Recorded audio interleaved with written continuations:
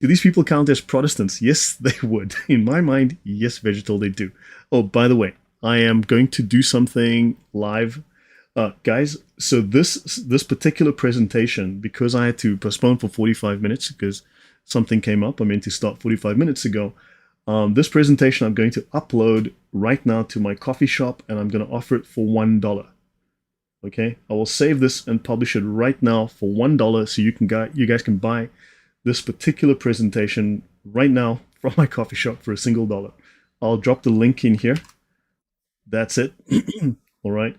So that should be available if you guys want to buy this, because I'm delayed, and I will raise the price later. All right. So if you want this and you like this, you guys can get it for $1. So anyone who's watching, for a single dollar, you can get it now. So let me continue. Right. Now, George Fox is an English dissenter, and a dissenter means that you dissented from the Anglican Church, which was the main church in England at that point.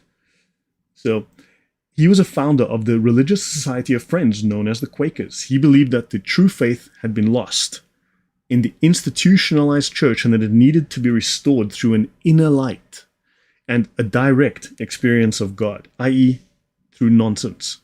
So luckily, George Fox came along right after AJ came along, and he restored the true church. You know, fortunately, AJ Miller restored the true church, but AJ got it wrong, but then George Fox came along and fixed that.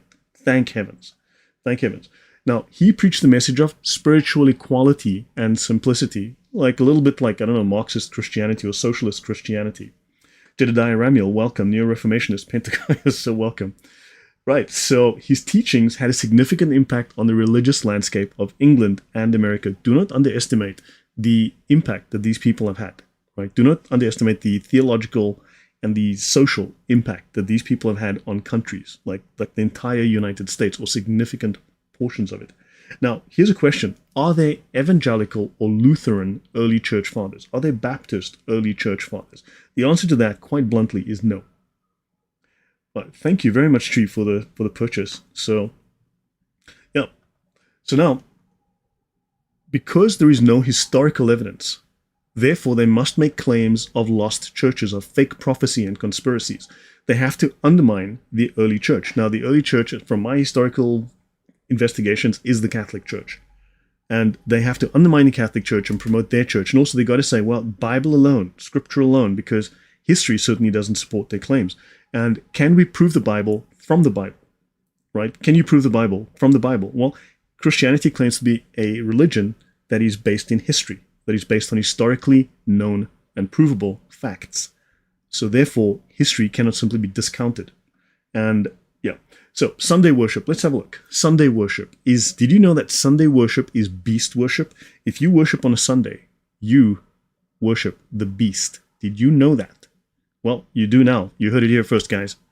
So they've turned the Bible into an idol, but not just any Bible, their very own specific reading of the Bible. Now, that's a true statement. I think that's a fairly true statement.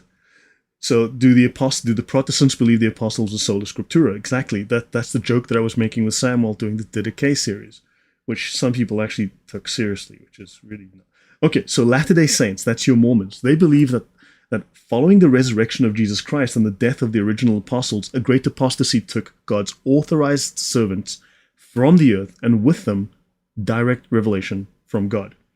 So this forced people to fend for themselves spiritually, which only resulted in lost truths, false doctrines, and a state of confusion. So the church teaching, the early church teaching, historically, was basically false doctrine, was confusion.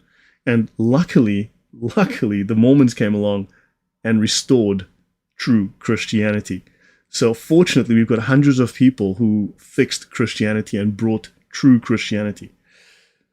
So yeah, so this state of confusion could only be restored by a restoration of the church. So this is called restorationism or something. So this restoration, Mormons believe, was initiated by Joseph Smith, God's chosen mouthpiece for this new era. Luckily, AJ came along afterwards and fixed this. Ilse, thank you very much. Yeah, guys, for $1. So God's chosen mouthpiece for this new era was Joseph Smith. But luckily, after he came along, we had AJ, and there was fortunately.